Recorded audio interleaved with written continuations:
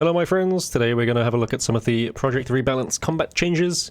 This is the biggest set so far, and it's probably the most important set, I guess, since they're doing it first.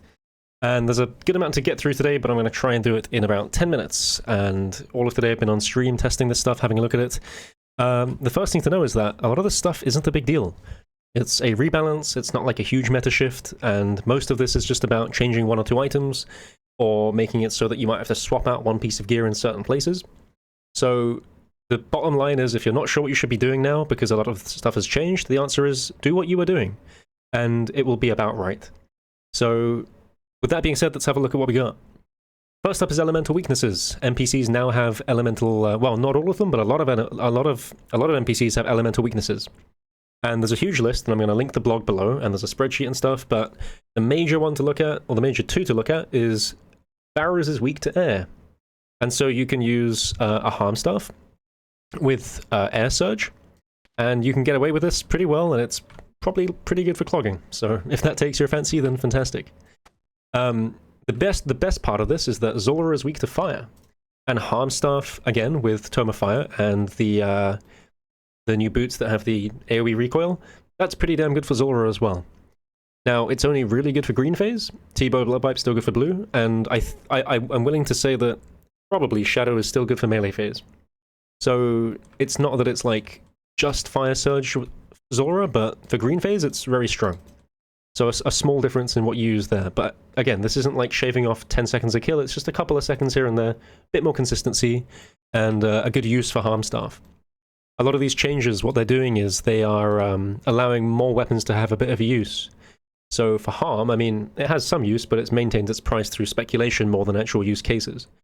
So having it be useful at Barrows and Zola is places that it is not too important, but good to see it actually get some use. And for things like Soul Reaper X, which we'll have a look at as well, this is also one of those items that previously wasn't too great because of its sort of like awkwardness to use. And now it's sort of like, it's not a scythe, but it's getting there. So it's in a similar boat. But yeah, so air blast or air whatever you have, air surge for Barrows is fantastic. Fire for Zora green phase. Nightmare budget, we can now use fire surge for Nightmare as well. Same deal for the pillars. And it's like a budget shadow. Now you can't use thralls and death charge, but if you don't have a shadow, it's pretty damn good. There are a couple other places. For example, if you're looking at Vespula on the blog, Vespula is weak to fire, and so is the portal. But there's not many circumstances where you would ever actually bring a harm staff into that position, because you're going to have a shadow anyway. And if you're doing CMs where you would bring the harm staff, then shadow's much better. So Vespula's a bit of a weird one, not really that good. Some NPCs now have ranged heavy weakness, and what this is when you have like a crossbow on, and you have bolts on, the bolts count as a heavy ammunition. The crossbow's like a heavy weapon now. And so some NPCs for range, and this is the equivalent of having like stab, slash, and crush for melee, it's now just like heavy, light, and whatever it is for range. But the big one here is Nex. Nex is about 10% more susceptible to range damage from the crossbow, which makes ZCB good, but still not as good as Fang. So if you're doing ZCB only kills, great, and otherwise it just gives you a boost to your special attack. Makes it a bit more accurate. This is also true for stuff like Baba, so if you're running TOA or a couple of other bosses, you never look at the list if you're interested, your spec is going to be more accurate, which is just like for free, which is fantastic. The magic damage redistribution, this is a really big one. So this is talking about occult and stuff. The way it is now is that occult is 5% magic damage instead of 10%, and this got reallocated around the place. Now, it doesn't really change too much, you still use it in the same places, but it is fair to note that it's basically the same as a Tormented Bracelet now. And the difference is more like, what are your switches? Because if I have Pharaohs on, these are negative magic. And so Tormented takes off the negative magic and gives me plus 10. But if I had Barrow's gloves on, then Occult would be more useful as a switch, because I already have like positive from the B gloves. So you'll have to think about what gear you're using and squeeze more out of it by switching between these two. But given that your fundamental switches for magic include these two anyway, it's not that big a deal. And you still, again, use it in the same place. They have talked about some of the impacts to this for the likes of the Fermis and the Colosseum. They are aware of it, and they are probably going to do something about it. So don't worry too much on that end. That's really all there is to that. Now, Eternal Boots also have been buffed, and they have a 1% magic bonus. This is 3% for Shadow, and it's 4% inside TOA. So, as in my opinion, I think Eternal Boots are a good switch now for TOA, and for my setup, what I'm doing is I'm getting rid of Masuri Mask, and taking the 8-way melee and the 8-way magic. So you get all the benefits without losing melee maxes for the core. And I think that's fair to use right now. It also feels quite good because the 6-way ZCB is like a bit more effective. A bit easier to use. But yeah, Eternals are now sort of like only really good for Toa. But if you're doing certain things in certain places and you know they're good or you want to take them, then feel free. But again, 1% magic damage is not a lot. At most, you're losing out on a max hit. So don't bother like changing your entire setup or thinking you have to bring them to places. Personally, I'm only going to use them in Toa. Everywhere else, I don't touch them. Even with the increase. That being said, we have Augury now. Augury gives magic damage. It's like 4%, I think, and 2% Mystic Might, something like that. But the point is, it's damage, so you want to be using Augury where possible. Again, pretty small, not a big deal. I probably won't use it in certain places, but hey, I mean, if you want to burn the prayer, feel free. It's good. Sorry per X is punishing, less punishing now, and the stacks are less severe. So you take like 3 damage instead of like 8 or something. And when the stacks regenerate, when you lose one, it gives you HP back. So you're never actually going to have a problem with using this item. And if anything, taking some HP down gives you room for your Blood Fury to heal you. So it's pretty good. And as before, it's kind of like, it's not a scythe, but it's getting there. And because of its price, I mean, Sorryper right now is about 400. It's way cheaper. So if you're looking for an upgrade from a Tent Whip, Sorryper is an interesting, fun item to use. And it's 5-tick as well, which is good. So, but again, that being said, a Tent Whip is still completely sufficient for 99% of content in the game. So don't feel forced to get one, you don't have to have it. It is now a stepping stone that's more viable. Elder this is a big one, right? So Elder is now just a better Warhammer. It's got 35% damage reduction, it's got more accuracy, more damage. It is simply better, and it's way more fun to use. Now, this item is going to be sitting above Kodai because it's more useful than a Kodai in most places. But it's probably not going to go to like 200 mil or anything like that. It's probably not going to go too high up. I think enough people have them at this point, so it's a good time to pick one up, and it's a good time to sell the Warhammer if you're looking to get one. But at the end of the day, I mean, a Warhammer is like pretty much the same thing, so don't feel too pressured to buy one at the end of the day. I'm sure they're going to sit below 200 mil, and it just becomes like another good part of max gear. So, something to pick up eventually, but not too worrying. Now, this thing can build Cock's Chest and Scavs, and Smash Crabs. But Jagex forgot to implement the chest building, so that might happen next week. But it is planned, so don't be alarmed if it doesn't work quite yet. It will work eventually. And of course, again, this is like the most insanely fun spec to use. But they will change that eventually. If you're doing chambers right now, you are going to have to bring in a hammer, or bring in a warhammer, or whatever it is until they change it. But that's okay. But yeah, Warhammer's pretty much dead as far as max gear goes, and this is another thing. Don't worry about gear coming in and out of meta like that, because, you know, we're losing one, but we're replacing it, and it's kind of okay. And the next best thing is now a stepping stone to that, so that's great for people who have less of a budget to work with. More, I mean, I don't know, Warhammer right now is like 10 mil, compared to like the 25 that it was yesterday, so it's a great time if you don't have one to get a Warhammer.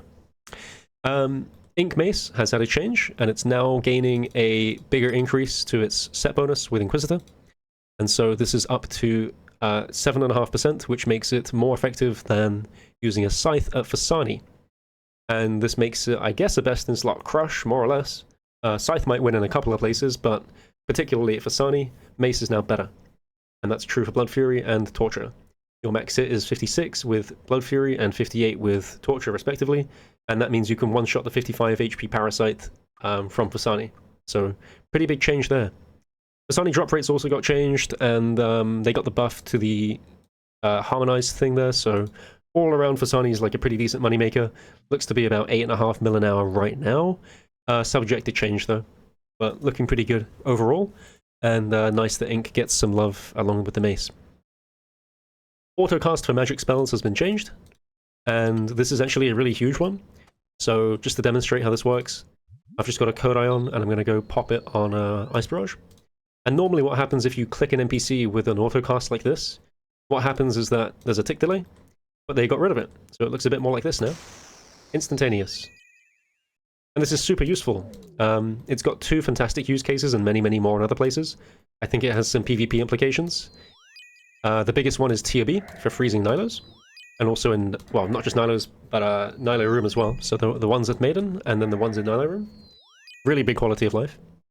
And it also stops you from casting on players, I think, which is really nice. Not so great for hard mode Tob, but I mean, you're not going to use a Kodai that much for in there. And of course, lastly, in Inferno, it's really nice for Inferno first capes. So that helps you lose less ticks and take less damage when you're dealing with blobs. And you can not have to worry so much about autocasting anymore, which is just really nice. It's been a long time since, I mean, I guess since the start of the game, this is how it's been. But this is a really good change. And in the coming months, we have the new boss at Valamor, the group boss, which is going to give us prayer renewals.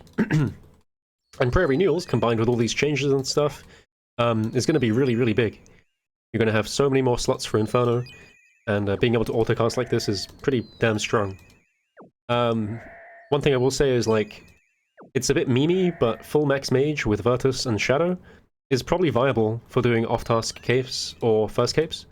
Ofa is still better, Tebow is still better, but if you were a scuffed Iron Man or you wanted to do like a fun cape run, considering the autocast is as good as it is, I think it's viable.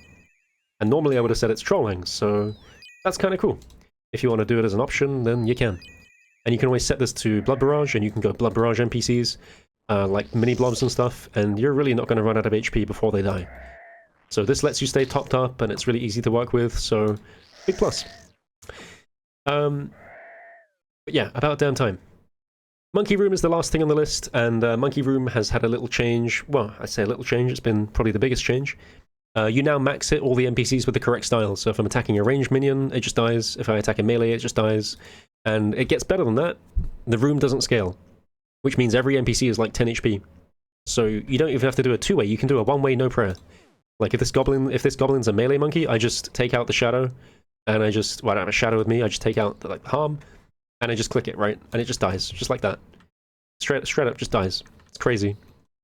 So kind of ridiculous, but really nice. And that's true for the Ranger, the Melee, and the Major.